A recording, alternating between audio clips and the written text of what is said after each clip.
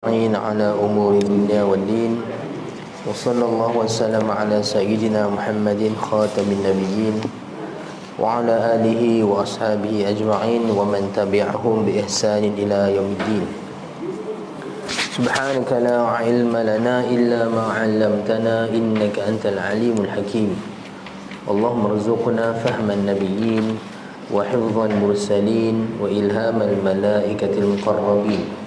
اللهم فقهنا في الدين وعلمنا التأويل واهدنا صراطك المستقيم. رب اشرح لي صدري ويسر لي أمري واحلل عقدة من لساني يفقه قولي آمين. أما بعد، السلام عليكم warahmatullahi wabarakatuh. Alhamdulillah, syukur pada Allah Subhanahu Wa Taala. InsyaAllah pada pagi ini kita sambung pembacaan dan pengajian kitab Riyadhus Shalihin karangan Al-Imam Abu Zakaria Yahya bin Sharaf An-Nawawi rahimahullahu ta'ala. Jadi kita sambung lagi bab yakin dan tawakal. Pada pagi ini insyaAllah kita sambung hadis yang kelima. Hadis yang kelima dalam bab ni, ataupun hadis yang nombor 78. 78 ya. Betul no? 78. Hadis 78. Nombor hadisnya 78. Baik. Hadis yang kelima dalam bab ni, bab yakin dan tawakal.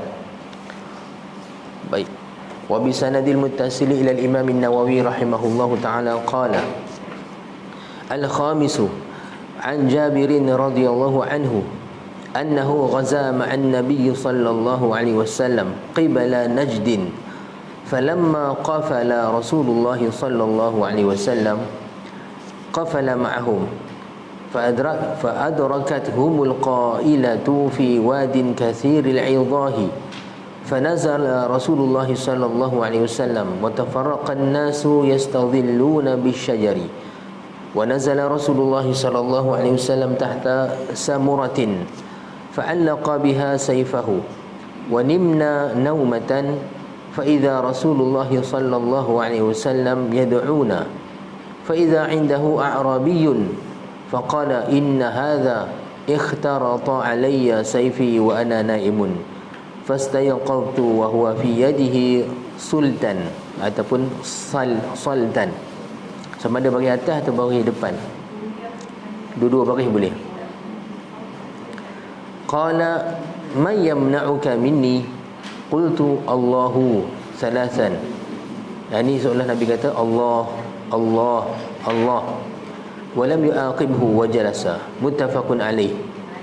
Wa fi riwayatin qala Jabirun radhiyallahu anhu kunna ma'a Rasulillah sallallahu alaihi wasallam bi dhati riqa'i fa idza ataina ala shajaratin dhalilatin taraknaha li Rasulillah sallallahu alaihi wasallam فجاء رجل من المشركين وسيف رسول الله صلى الله عليه وسلم معلق بالشجرة فاخترطه فقال تخافني؟ قال لا. قال فمن يمنعك مني؟ قال الله. وفي رواية أبي بكر الإسماعيلي في صحيحه فقال ما يمنعك مني؟ قال الله. قال فسقط السيف من يده فأخذ رسول الله صلى الله عليه وسلم السيف فقال من يمنعك مني؟ فقال كن خير آخذ. فقال تشهد أن لا إله إلا الله وأني رسول الله؟ قال لا ولكني أعاهدك أن لا أقاتلك ولا أكون مع قوم يقاتلونك. فخلى سبيله فأتى أصحابه فقال جئتكم من عند خير الناس. قوله فقافل أي رجع. والعظاه الشجر الذي له شوك وسمرة بفتح السين وضم الميم الشجرة من الطلح وهي العظام من شجر العظاه واخترط السيف أي سله وهو في يده سلطان ataupun sultan أي مسلولا وهو بفتح الصاد وضمها. Yang akhir tu tambahan ataupun komentar daripada Imam An-Nawawi menerangkan beberapa makna daripada perkataan hadis ni, di mana adalah hadis ni ada perkataan-perkataan yang bahasa dia dah hampir pupus. Hatta zaman Imam Nawawi nak kata bahasa Arab ni Yang zaman Nabi SAW ni kadang-kadang susah macam kita lah kan. Kadang-kadang bahasa lama klasik dan bahasa Melayu kita perlu pada syarahan. Jadi hadis yang kelima dalam bab yakin dan tawakal. Hadis ini riwayat Sayyidina Jabir bin Abdullah radhiyallahu taala anhuma, salah seorang sahabat di kalangan Ansar, dan beliau antara yang awal, yakni sahabat Ansar yang awal malah pertama yang melihat Rasulullah sallallahu alaihi wasallam. Ini ketika mana Nabi sallallahu alaihi wasallam mengambil peluang berdakwah kepada orang-orang luar Mekah yang datang ke Mekah pada musim haji.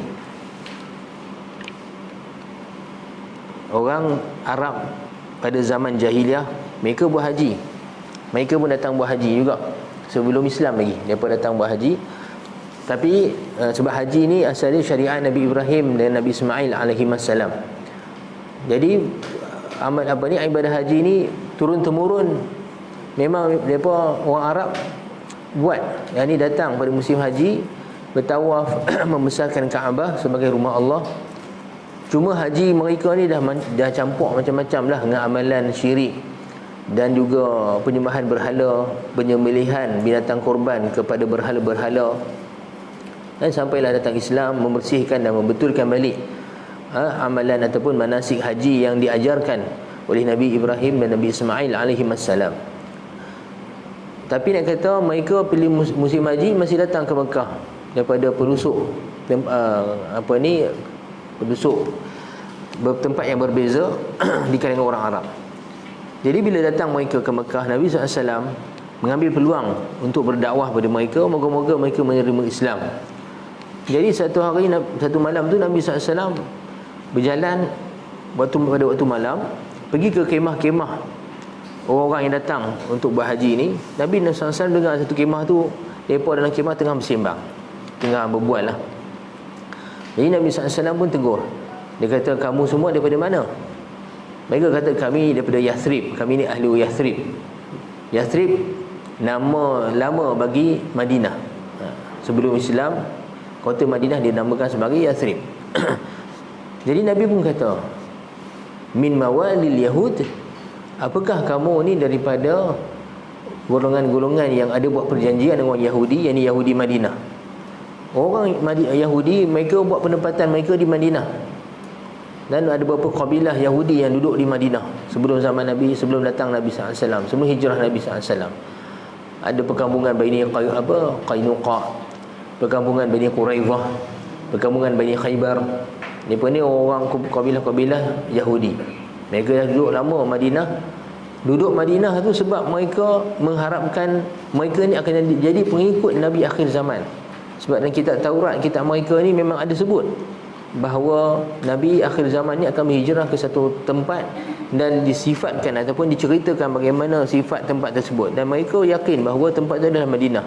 Jadi mereka buat perkampungan di sana, buat kubu-kubu dengan harap bila Nabi akhir zaman ini datang, mereka ni akan ikut Nabi ni. Dan Nabi ni dijanjikan dengan kemenangan yang besar.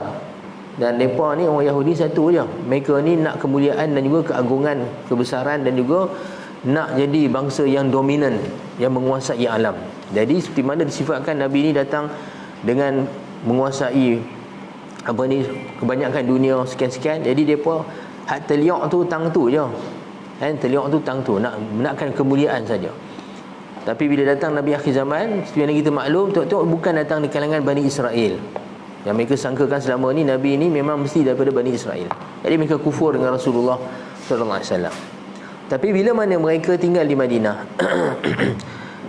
orang Arab Madinah, kabilah Aus dengan Khazraj pun tinggal bersama mereka.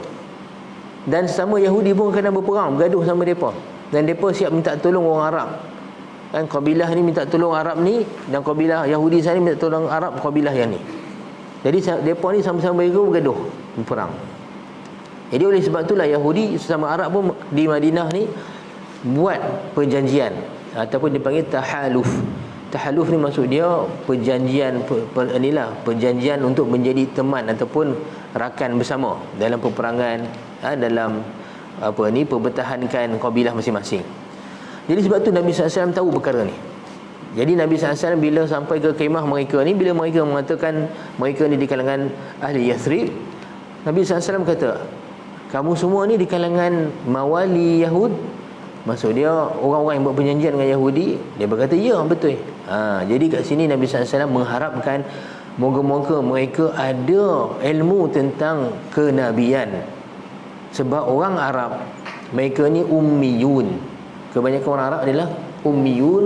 Kita terjemah sebagai buta huruf, tapi yang sebenarnya lebih tepatnya ummiyun bukan semata-mata tak boleh membaca, tapi mereka tiada kitab agama yang dirujuk.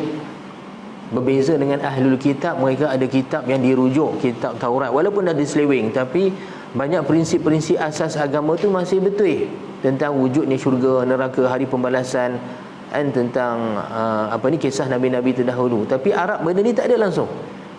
Mereka memang tak tahu tentang ilmu-ilmu kitab. Seperti mana kita akan baca dalam hadis, banyak menceritakan perkara tersebut. Jadi bila mana Nabi SAW berjumpa dengan ahli Yathrib yang mereka hidup bersama orang Yahudi, moga-moga mereka ni adalah dapat ilmu-ilmu juga yang mereka terima ataupun dengar daripada Yahudi ni, ilmu tentang kenabian, ilmu tentang hari akhir zaman. Jadi Nabi nak habaq kata, aku ni adalah Nabi akhir zaman. Moga-moga mereka tahu. Jadi Nabi SAW pun habaq kat mereka, kata, aku adalah Nabi yang terakhir yang diutuskan oleh Allah SWT sekian-sekian. Bila mereka dengar, mereka tak ramai, masa tu ada 6 orang dia. Yang saya nak cerita di sini, antara 6 orang ni adalah Sayyidina Jabir bin Abdullah yang meriwayatkan hadis ni. Sayyidina Jabir bin Abdullah, antaranya Sayyidina Usaid bin Khudair. Sayyidina Usaid bin Khudair. Usaid bin Khudair ni tuan-tuan, lepas masuk Islam, dia ni sahabat yang sangat hebat lah, istimewa. Banyak karamat, menunjukkan kesalihan dia. Sampaikan dari Sahih Bukhari cerita, dia kalau balik daripada Nabi SAW waktu malam, mengaji dengan Nabi SAW, kadang-kadang solat isyak apa semua, balik, kita pun tahu zaman dulu mana ada lampu jalan apa semua, jadi gelap. Dia balik ke rumah dia tu, ada lampu terapung depan dia. Dia dalam hadis yang Sahih Bukhari, nak katakan karamat dia tu, dia jalan tengah-tengah malam tu, lampu duduk terapung depan dia. Lampu tunjukkan dia jalan mana. Nampak no? Sayyidina Usaid bin Khudair. Beliau salah seorang yang ada 6 orang ketika di khemah tersebut. Jadi Nabi SAW bagi tahu pada mereka, kata, aku ni adalah Nabi utusan Allah sekian-sekian-sekian.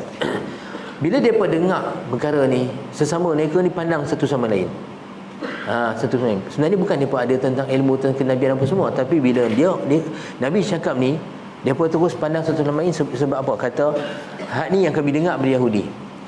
Sebab orang Yahudi ni macam ni, kalau mereka berperang sama mereka, bila Yahudi ni kalah dalam peperangan, orang Yahudi yang kalah ni sentiasa akan mengancam orang Arab, mengatakan bahawa tak apalah, hari ni kami kalah tak apa, tapi hampa tak berhati-hati, kata.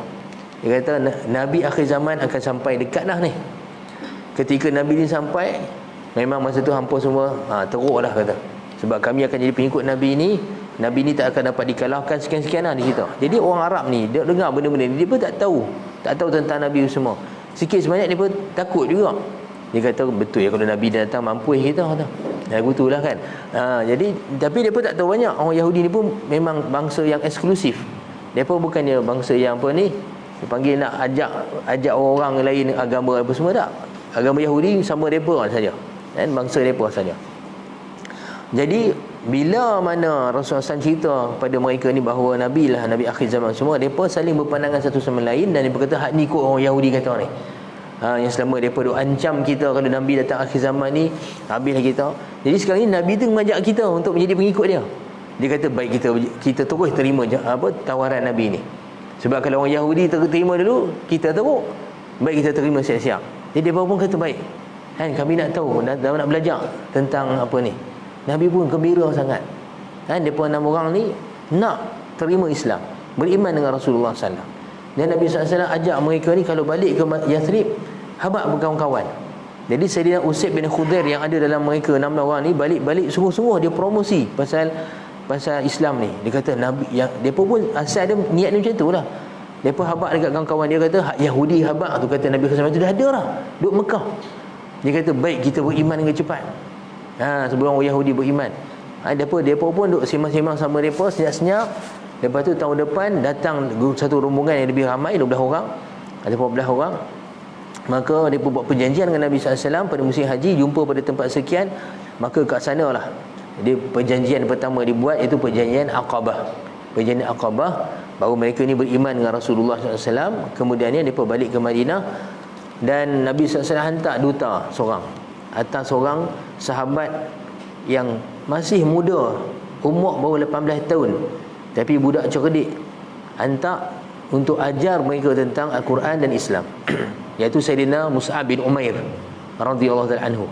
Dan Sayyidina Mus'ab bin Umair ni tuan-tuan, asal dia anak orang kaya, sangat kaya, kira VIP lah kan. Sampai Rasulullah ni sebut, dia kata tak pernah aku lihat seorang pemuda dalam satu kemewahan, kenikmatan hidup seperti Mus'ab.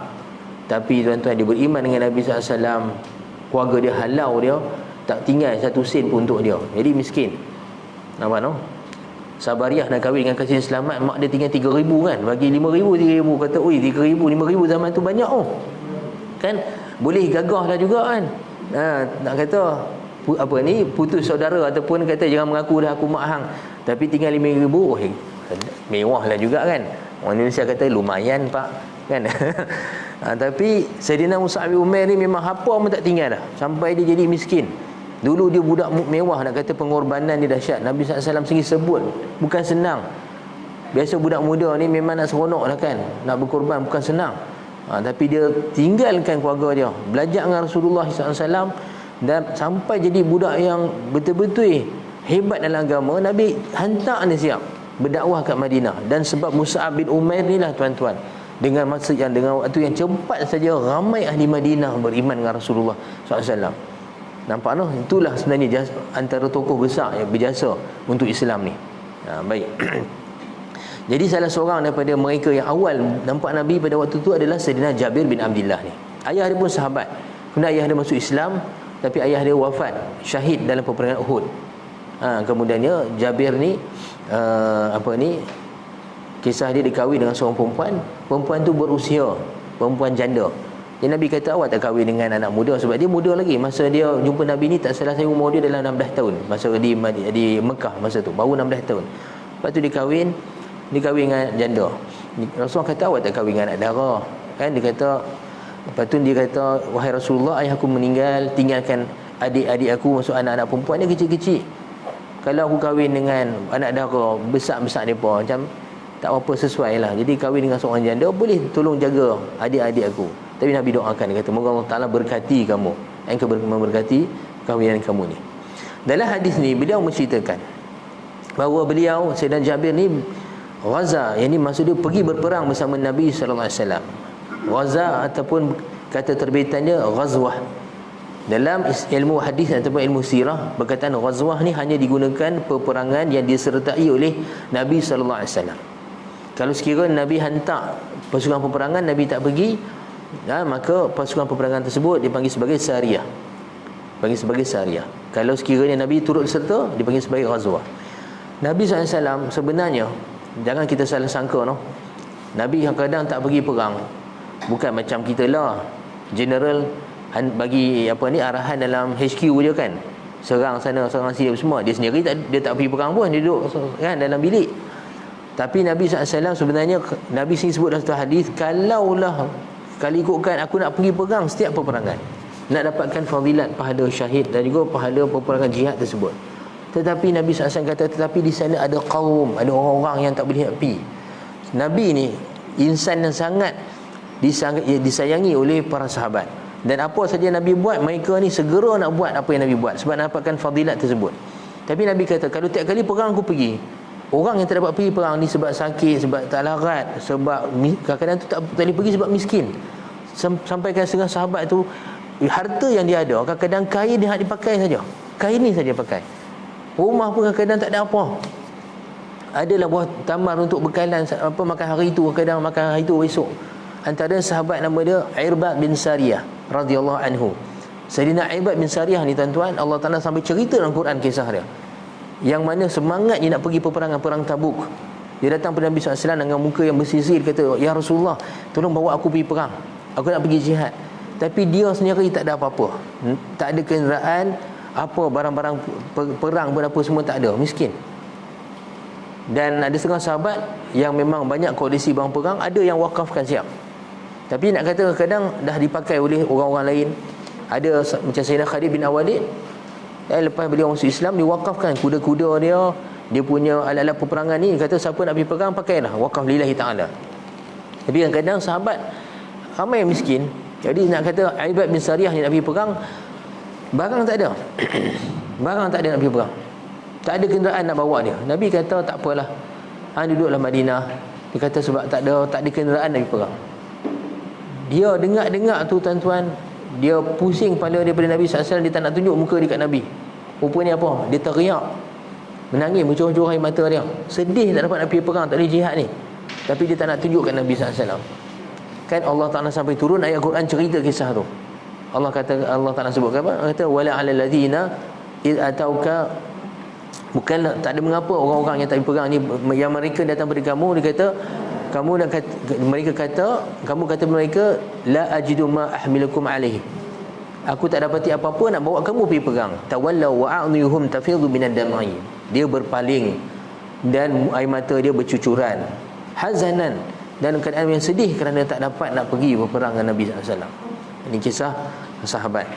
Jadi Nabi SAW sampai kadang-kadang, sampai Nabi SAW sendiri tak pergi berapa siri peperangan. Dia kata sebab kesian kat orang macam ni, Nabi nak duduk bersama mereka. Tak apalah, Nabi hantar beberapa pasukan peperangan. Nabi lantik siapa yang jadi ketua, dan Nabi SAW kata apa, aku duduk dengan mereka, nak ambil hati diorang ni. Macam tu sekali. Dan Rasulullah SAW. Baik, dalam kisah ni Rasulullah sendiri pergi peperangan. Sayyidina Jabir bin Abdullah cerita, Nabi SAW pergi berperang qibala Najdin, ke arah kawasan dipanggil Najdin. Najd ni kawasan timur tengah semenanjung Arab. Sekarang ni dekat-dekat dengan Riyadh dan jalur kawasan Riyadh tu, daripada ke atas sampai ke bawah tu, ni dipanggil sebagai Najd. Kawasan ni dari dulu Nabi SAW tak berkenan nak doa untuk kawasan ni. Dalam hadis sahih Bukhari, Nabi SAW doakan keberkatan bumi Syam dan juga bumi Yaman. Nabi kata Allahumma barik Syamana, Allahumma barik fi Syamina wa barik fi Yamanina. Ya Allah, berkatilah di bumi Syam kami dan di bumi Yaman kami. Nabi doa sampai 3 kali, ya Allah berkatilah bumi Syam kami dan bumi Yaman kami. Yaman, Syam. Nabi doa 3 kali. Kemudian datang sahabat kata wa fi najdina ya Rasulullah, doakan juga kawasan Najd kami wahai Rasulullah. Nabi tak doa. Najd ni kawasan ni lah, kawasan Riyadh sekarang ni kan, kawasan ke atas tu. Kemudian Nabi sebut lagi Allahumma barik fi Syamina, Allahumma barik fi Yamanina. Ya Allah berkatilah pada bumi Syam kami dan berkatilah bumi Yaman kami. Sahabat datang lagi, dia kata wa fi najdina ya Rasulullah, doakan untuk kawasan Najd juga Rasulullah. Nabi tak doa. Dan sekali sampai Nabi kata apa, inna fiha zalazilu wal fitan wa tal'un qarnai syaitan. Nabi lah kali beritahu dekat kawasan Najd ni pertamanya nanti ada fitnah-fitnah dan ada gempa dan akan terbit qarnai syaitan.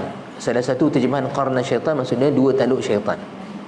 Tapi sekarang guru kami mengatakan masuk qarnai syaitan sini 2 kurun, sebab maknanya sama. Perkataan yang gunakan sama. 2 kurun maksudnya 2 tempoh 200 tahun syaitan ada kat sana. Nampak no? Jadi baru-baru ni kan ada konsert besar-besaran kan dekat Riyadh kan. Jadi adalah setengah yang kata hak ni ikut Nabi kata. Kan hak ni ikut Nabi kata.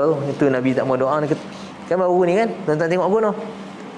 Konsert dekat Riyadh punya lah besar-besaran. Habis orang Arab pun macam lapak lari yang pergi ke sana. Allah. Tu belum keluar Dajjal lagi tuan-tuan. Belum keluar Dajjal lagi, baru keluar ayolah bentuk-bentuk syurga Dajjal. Oi, berlari Arab, pergi seronok berjoget, tergedi-gedi kan pergi sana. Tu yang menyedihkan. Ada orang kata sedih kan, dia kata tanah suci dah jadi lagu ni. Ada orang jawab kata tanah suci 2 je, Mekah dengan Madinah kan. Itu memang tak suci, memanglah, tapi ni asal dia negara Jazirah Arab. Nabi SAW pernah kata, pernah ada satu hadis Nabi kata, aku nak membersihkan Jazirah Arab ni daripada kekufuran, daripada syirik. Dan telah berlaku pun kata-kata Nabi ni. Tapi tiba-tiba bawa masuk balik artis-artis apa semua ni, Mat Saleh berjoget-joget. Hari itu tahun lepas Raja Muhammad Salman bawa artis masuk buat persembahan tak jauh daripada Masjid Nabawi siap. Bawa perempuan Lubnan. Saya sendiri tak tengok lah, tapi yang cerita ni guru saya sendiri. Guru saya orang Yaman tapi duduk di Jeddah. Dan dia cerita perempuan penyanyi artis lah, tahulah macam mana perangai artis kan. Tapi nak kata bila dia buat persembahan dekat-dekat dengan Masjid Nabawi, dia pun ketak. Dia sendiri pun macam ragu-ragu. Sebab apa? Yelah, last sekali dia pun Islam juga, tapi jahat tak jahat lah kali dia pun risau kat itu Masjid Nabi tu, Rasulullah tak jauh mana. Nampak no? Ni semua bentuk-bentuk normalisasi lah. Nak nampakkan okey lah semua benda-benda macam ni kan. Sampailah kehormatan kehormatan Islam tu dicemari sedikit demi sedikit. Sampailah seperti mana Nabi SAW sebut. Sampailah tu masa ni tuan-tuan, ni Nabi yang sebut antara tanda akhir zaman apa? Datang seorang lelaki Afrika yang pecahkan Kaabah. Satu-satu Nabi kata, seolah aku nampak sekarang ni, aku tengok sekarang ni bagaimana dia memecahkan satu-satu batu Kaabah. Nak kata sampai ke muncak ni kehormatan Islam masa waktu akan sampai nanti dicemari begitu sekali. Sekarang ni sikit-sikit, ni panggil normalisasi lah. Dia tak akan buat drastik, sikit. Dan akan diterima orang Islam sendiri sikit demi sikit. Nampak no? Tapi saya tak mau panjangkan kat situ. Baca hadis ni. Baik. Jadi Nabi SAW pergi berperang ke arah Najd. Ketika Nabi SAW kembali, dan seperti mana Imam Nawawi kata sini, qafala, maksudnya ketika Nabi SAW kembali dan semua orang kembali daripada peperangan tersebut, mereka pun datang waktu qailah, waktu qailulah. Antara sunnah tuan-tuan seperti mana kita sebutkan sebelum ni, waktu tengah hari, terutama tahir rambang tu, waktu sebelum zuhur, kita sunatkan untuk tidur waktu tersebut. Tidur sat, tidur adalah setengah jam ke paling-paling sejam, untuk refreshkan badan kita. Dan waktu tersebut waktu yang memang sangat elok untuk tidur. Waktu tengah hari itu panas sangat kan, kita rehat. Dalam satu hadis Nabi sendiri suruh, Nabi kata qilu fa inna syaitana la yaqil. Tidurlah kamu, tidur qailulah, tidur tengah hari ni, sebab syaitan tidak tidur waktu tengah hari. Tapi ialah kadang-kadang kita payah, kita kerja kan dekat office kan, waktu tu lah waktu nak makan. Tapi kalau pukul lah waktu rehat saat tu kan, boleh letak pala saat ni pun tak apa, 10 minit 15 minit, sunnah hukum dia. Jadi Nabi SAW bila sampai balik tu, mereka kena pada waktu qailulah, waktu nak rehat tengah hari tu. Dia baru sampai ke satu kawasan wadi, satu lembah yang banyak pokok besar, pokok ildah, pokok besar Arab, dekat padang pasir yang berduri-duri pokok dia. Sebab pokok padang pasir ni memang biasa berduri. Setakat ni saya duduk Sudan dulu, kalau masuk kawasan padang pasir memang tak pernah jumpa pokok yang ada padang pasir ni yang tak ada duri. Memang pokok dia semua berduri. Tapi yang pelik tuan-tuan, depan mata saya tengok kambing-kambing padang pasir ni makan pokok tu, dia kunyah. Kunyah tu hak yang bukan ada daun-daun sangat pun, tapi hak tu dia makan. Tapi daging kambing tu lah paling sedap kan tuan-tuan. Ui, sedap. Saya cakap terang tuan-tuan, kat Sudan kan Petronas tu ada kan, ke siapa yang biasa kerja Petronas ataupun ada relate dengan orang Petronas di sana, kebanyakan sana hak yang kata tak makan kambing semua kat sana addicted kambing siap. Ketagihan kambing. Sungguh tuan-tuan, saya sampai dulu pernah fikir nak buat bisnes kambing Sudan ni bawa sini. Dah buat research sikit-sikit dah, tapi tak berbaloi. Tak berbaloi, serius. Dia ya? Gimana tuan? Yang betul, kerajaan terbaru ni kan, dia tu alhamdulillah. Kerajaan baru ni jahat tuan-tuan. Kerajaan yang dijatuh sekarang ni pun sebenarnya dia jatuhkan kerajaan yang lama juga. Dia jatuhkan Umar Bashir. Tapi kalau cerita saya lagi panjang tuan-tuan. Saya tak mau cerita itu. Itu panjang. Saya duduk Sudan 10 tahun tuan-tuan. Sudan ni macam kampung saya orang. Anak saya pertama lahir kat Sudan. Anak tahun saya lahir kat Sudan. Saya duduk 10 tahun Sudan. Macam mana pun teruk kat Sudan tu, tapi kita dah duduk selama, kita ada attachment dia, kita kat sana dan memang rindu kat sana. Berapa ramai kawan saya duduk sana, orang Arab lah, duduk sana walaupun negara teruk tapi tak balik dah. Ada kebaikan, ada berkat dia Sudan ni. Baik. Nabi nak katakan, Nabi SAW sampai ke satu lembah, ada banyak pokok berduri. Maka Nabi SAW pun turun di sana. Bila Nabi turun, orang semua pun pergilah cari tempat berteduh masing-masing, nak rehat waktu waktu qailulah kan, cari pokok-pokok untuk berteduh. Dan Nabi SAW duduk satu pokok, namanya pokok samurah. Pokok samurah ni pokok besar. Dia lebih rendang lah daripada pokok-pokok lain. Jadi dalam riwayat yang kita akan baca selepas ni, sahabat saja bagi pokok tu kat Nabi SAW. Nabi SAW ni manusia yang paling tawaduk, rendah diri. Nabi tak pernah buat satu protokol ataupun buat satu polisi untuk apa ni, kena hormat Nabi buat sekian-sekian macam ni. Tapi para sahabat faham sendiri, ini adalah utusan Allah. Mengagungkan Rasulullah adalah mengagungkan Allah, dan Allah sendiri suruh agungkan Rasulullah SAW dan semua para Nabi, wajib. Jadi Nabi SAW benarkan mereka buat perkara tersebut kerana mereka buat kerana iman dan bukan kerana peribadi Nabi SAW. Jadi mereka bagi Nabi SAW ni pokok paling besar untuk Nabi berehat. Tapi nak kata pokok tu jauh sikit daripada kawasan mereka. Jadi Nabi SAW pun kemudiannya bila rehat bawah pokok tersebut, Nabi gantung pedang Rasulullah SAW dekat pokok nak rehatkan. Dan kami pun tidur masa tu, satu waktu tidur, ni sekali tidur, satu waktu tempoh yang tidur. Dan bila mereka sedar, Nabi SAW memanggil para sahabat. Bila kami datang pada Nabi SAW, beri payang tuan-tuan kan, maksud dia tempat ni luas. Nabi SAW mungkin di sana sikit, dan sahabat pun duduk jauh-jauh sikit. Jadi tak perasan apa yang berlaku kat Nabi SAW ni, tak perasan. Tahu sedap-sedap bangkit pada tidur, Nabi panggil, mari semua. Kami pun pergi tengok-tengok, rupanya sebelah Nabi SAW tu ada seorang Arab Badawi. Arabiyun, maksudnya Arab Badawi, Arab yang duduk padang pasir. Mereka ni jauh daripada kawasan bandar. Dan Arab padang pasir ni terkenal dengan sikap mereka yang kasar. Kasar sungguh. Sampai hala ni ada dekat Saudi tu, Arab padang pasir. Saya benar-benar trauma sekali ni kalau berdeal dengan orang padang pasir ni. Dan trauma kita. Kasar semua mereka ni. Memang budaya mereka. Jadi Nabi SAW bagi tahu. Kemudiannya bila mereka datang tengok Nabi, sebelah dia ada orang Arab Badawi ni, Nabi habaq kata. Dia kata sesungguhnya lelaki ini, dia kata dia mengambil pedang aku dan menghunuskan pedang aku. Dan ketika tu aku tengah tidur. Nabi tengah tidur. Ketika aku jaga, aku tengok pedang ni terhunus di tangan dia. Kan? Kemudiannya lelaki ni kata, siapa yang boleh tegah sekarang ni, siapa yang boleh halang antara aku dengan kau? Arab Badawi ni kata pada Nabi SAW. Nabi terus cakap dengan tenang. Nabi kata Allah. Dan riwayat Nabi kata 3 kali Allah, Allah, Allah. Dan kemudiannya dia pun tak dapat buat apa. Kemudian dia pun duduk. Dalam riwayat lain dia ada terangkan, beberapa riwayat ini menerangkan cerita ni dengan lebih terperinci satu sama lain. Dalam riwayat lain Sayyidina Jabir kata, kami dulu bersama Nabi SAW pada peperangan Zatul Riqa. Nama peperangan yang Nabi pergi ni adalah peperangan Zatul Riqa. Peperangan dipanggil Zatul Riqa. Riqa asal dia tampai-tampai. Macam kita tampai baju kan, baju yang tampai itu dipanggil riqa. Dipanggil peperangan Zatul Riqa sebab kaki mereka ni pecah. Dalam peperangan tersebut ni nak kata mereka jalan-jalan lama-lama kat padang pasir, lama-lama kaki mereka pecah, luka-luka. Dan mereka ambil kain serban mereka, dan ada yang cabut mana-mana kain yang mereka bawa ni, kain baju sikit, ridak ke apa semua, dan buat tampai dekat kaki ni. Dan tampai kat kaki, dan kasut yang koyak-koyak ni pun mereka tampai.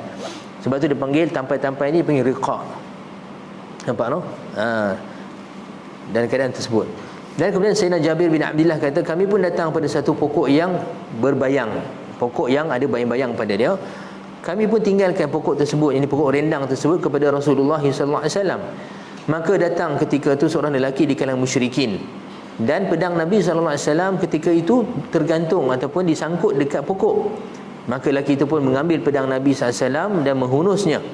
Dan dia kata kepada Rasulullah, hang takut kat aku tak? Nabi kata tak takut. La, tak takut kan. Maka lelaki itu kata, faman yamna'uka minni, siapa yang boleh halang kamu daripada aku? Dia kata Allah. Nabi kata Allah.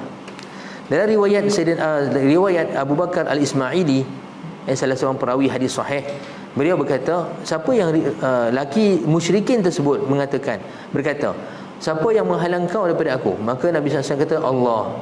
Jatuh terus pedang tu daripada tangan dia. Dia dengar tu ketak tu kan. Dan pertamanya orang Arab ni, walaupun mereka musyrik, dia tahu Allah tu Tuhan, pencipta seluruh alam. Bila dikata tu, Nabi bila kata, getah hati dia sebab kata-kata ni menunjukkan kepada kemuncak yakin dan tawakalnya Rasulullah SAW. Kemudian Nabi pula yang ambil pedang tersebut. Nabi ambil balik pedang dia, baginda SAW. Kemudian Nabi kata, siapa yang boleh halang kamu daripada aku? Sekarang Nabi pula kata, siapa boleh halang kamu daripada aku? Kemudian dia kata, kun khairul akhirin, jadilah orang yang sebaik-baiknya. Kalau nak buat apa-apa pun kamu orang yang baik. Nampak tak? Akhirin maksudnya orang yang mengambil. Tapi di dalam bahasa Arab ni, usul bahasa Arab, maksudnya kalau kau nak ambil aku, kau nak hukum aku pun, jadilah orang yang baik. Buat yang terbaik lah, yang paling elok sekali cara dia. Maka Nabi kata, apakah kamu menyaksikan bahawa tiada Tuhan melainkan Allah dan aku adalah utusan Allah? Dia kata tidak. So dia tak nak beriman dengan Nabi SAW.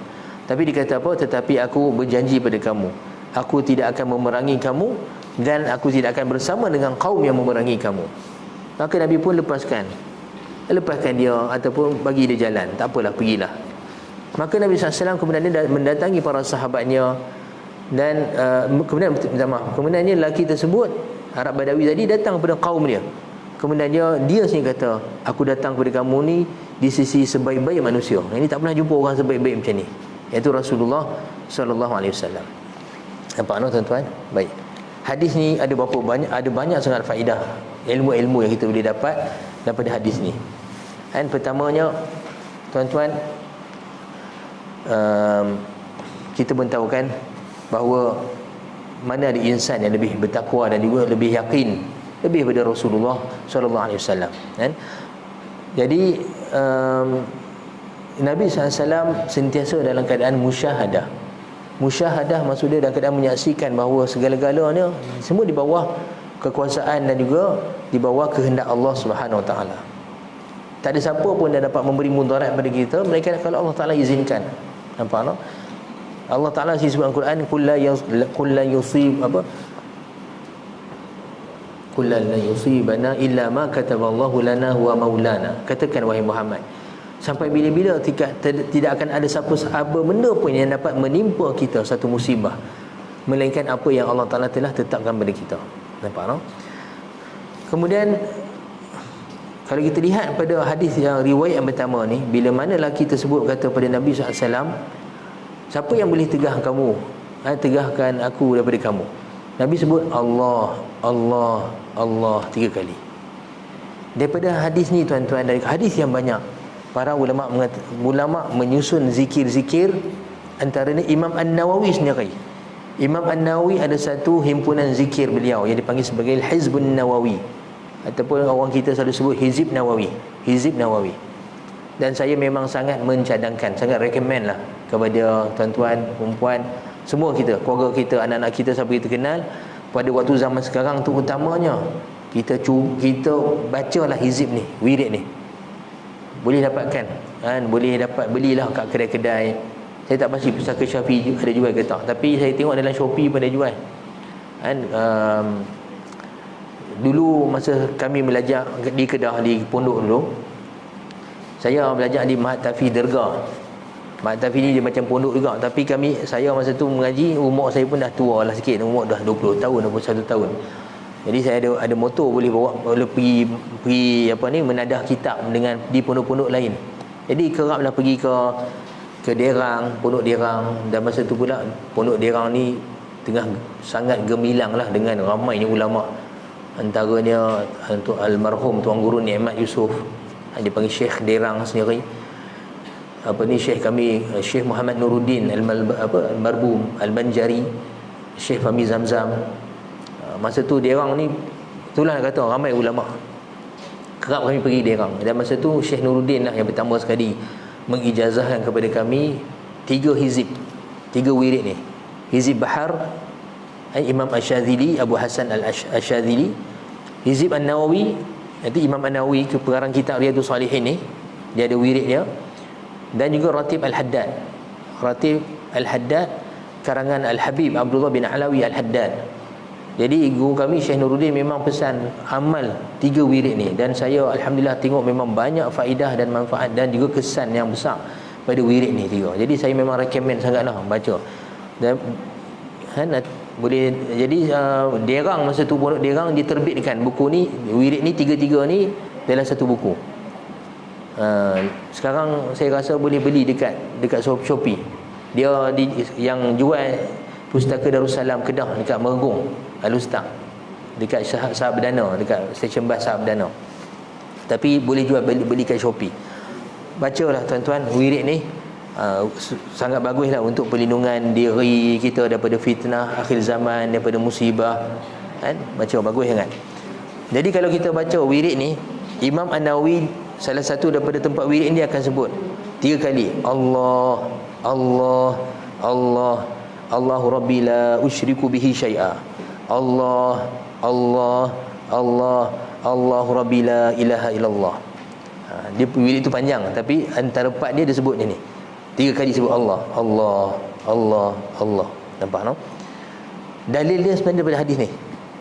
Dalil dia daripada hadis yang kita baca sekarang ni. Nabi sendiri sebut apa? Allah, Allah, Allah.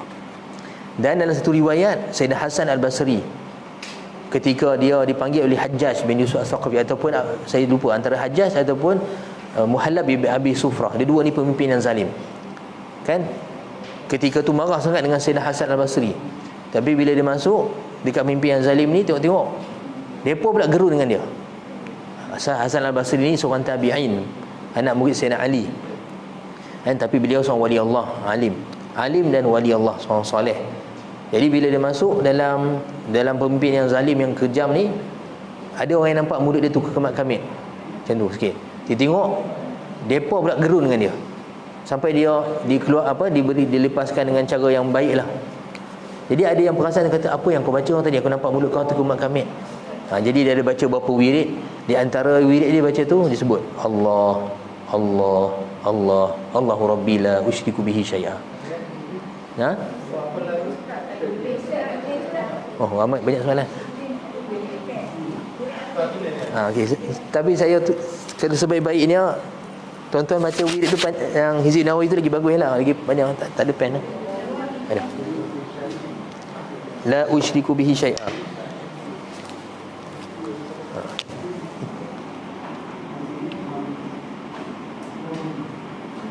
Allah,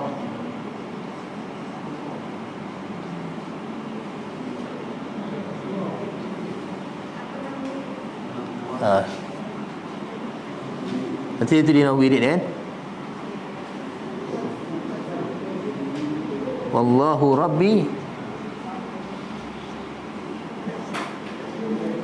la usyriku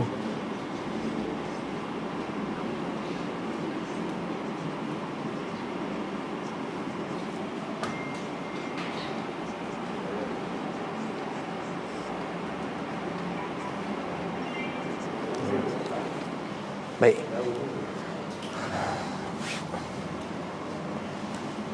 Wirid yang apa ni, okey, Imam Nawawi tu dipanggil Hizbun Nawawi. Hizb.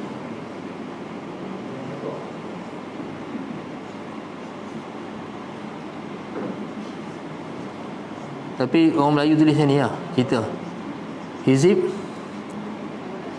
An-Nawawi. Saya ada nombor siapa? Saya ada nombor Cikgu Husin kan. Nanti saya saya search dekat Shopee. Nanti saya share dekat Cikgu Husin. Cikgu Husin share dekat orang lain lah nanti. Boleh dapatkan. Dia terus dia dah ada buku dia kecil. Dan dalam tu ada wirid-wirid. Kalau dia yang kecil dia, wirid tu murah dia, harga RM4 dia. Tapi ada satu lagi Syekh Nuruddin keluarkan. Syekh Nuruddin sendiri himpunkan. Dalam tu ada 3 wirid ni, Hizib Nawawi, lepas tu Hizib Bahar, Hizib Bahar dengan Ratib Al-Haddad. 3 ni memang amalan Haddad. Pertama ni, 3 ni depa ni wali Allah besar, wali kutub. Imam An-Nawawi ni, kitab yang kita baca ni, Riyadhus Salihin ni, Imam Nawawi terkenal kesalihan dia. Hizib Bahar, Imam Asy-Syadzili, dia ulama besar dalam mazhab Maliki. Dia macam Imam Nawawi lah, tapi dalam mazhab Maliki. Dan seorang wali Allah, terkenal dengan kesalihan dia, karamat dia. Tuan-tuan biasa kot mengaji kitab Hikam Ibn Athaillah. Kan kitab Hikam Ibn Athaillah ni terkenal kan, kitab tasawuf yang sangat popular, yang sangat bagus. Ibn Athaillah pengarang kitab Hikam ni anak murid Imam Asy-Syadzili, pengarang Hizib Bahar ni. Jadi guru Imam Ibn Athaillah, Imam Abul Abbas Al-Mursi. Abul Abbas Mursi ni anak murid Imam Abul Hasan Asy-Syadzili, pengarang wirid Hizib Al-Bahar. Ratib Al-Haddad, seorang ulama besar daripada Yaman, daripada Hadramaut, iaitu Al-Habib Abdullah bin Alawi Al-Haddad, pengarang kitab An-Nasaih Ad-Diniyah, ini nasihat agama dan wasiat iman. Kitab ni popular. Saya pun ada kuliah saya ajak kitab ni di Surau Candan Puteri. Surau Candan Puteri Tuan mai itu kan. Kitab ni lah. Tu dia ada wirid dia, Ratib Al-Haddad. Ratib Al-Haddad. Jadi 3 wirid ni kalau boleh amal tuan-tuan tengok sendirilah. Kalau kita istiqamah, tuan-tuan boleh nampak sendiri. Kesan dia. Perlindungan pentingnya di wirid ni sebenarnya dia perlindungan kita daripada benda-benda tak elok. Sama ada gangguan jin, syaitan, fitnah agama ni yang kita takut ni, fitnah agama untuk keluarga kita, no. InsyaAllah amal. Jadi cuma saya nak katakan sini, nampak? Sebab ada seorang ustaz tu dia petikai kita sebut Allah, Allah, Allah, kita tak ada makna. Itu yang pelik tu. Ni yang pelik ni. Dia tak jumpa ke dalil kalau dakwah tiada hadis. Saya pelik. Yang pelik kadang-kadang depa ni mencanang-canang pakai hadis semua. Saya sebenarnya kalau depa belajar hadis, depa jumpa dalil ni semua. Tang mana tak nampak. Allah, Allah, Allah. Kan? Baik. Yalah. Macam itulah kan. Jadi tak apalah tuan-tuan, sampai sini dulu insya-Allah kita. Jadi tu sikit sebanyak tentang fadilat dia. Tapi yang penting ni adalah hadis ni kita nak tunjukkan betapa tingginya yakin dan tawakal Rasulullah SAW. Ingat dalam keadaan terdesak macam Nabi tadi kan, berhadapan dengan musuh, sahabat tengah tidur, tapi ingat Allah ada. Kita kena betul-betul kuat dalam pergantungan kita dengan Allah SWT ketika itu. Dan itulah juga waktu kita sekarang ni dalam keadaan tekanan dan apa semua sekarang ni, ingat Allah sentiasa ada. Jangan sampai putus asa. Allah sebenarnya lebih berkuasa daripada segala-gala kuasa yang ada. Nampak, no? Jadi saya mohon maaf sekiranya saya ada kasar bahasa atau salah silap. Yang baik daripada Allah Subhanahu taala, salah silap kekurangan daripada kekurangan saya sebagai manusia biasa. Aku qali hadza wa astaghfirullah li wa lakum. Allahumma alimna ma yanfa'una wanfa'na bima 'allamtana wa zidna 'ilma warzuqna fahma waftah 'alaina futuhal 'arifin. Allahumma wafiqna litiba'i sunnati nabiyyika Muhammadin sallallahu alaihi wasallam zahiran wa batinan qawlan wa fi'lan wa 'amalan wa amnun 'alaina mahabbatahu wa ba'athna ma'ahu yawmal qiyamati wa ma ashabihi wa ahli baitihi wa sa'ir salihin ya rabbal alamin. Wa sallallahu ala sayyidina Muhammad wa ala alihi wa sahbihi wa baraka wa sallam. Alhamdulillahirabbil alamin. Assalamualaikum warahmatullahi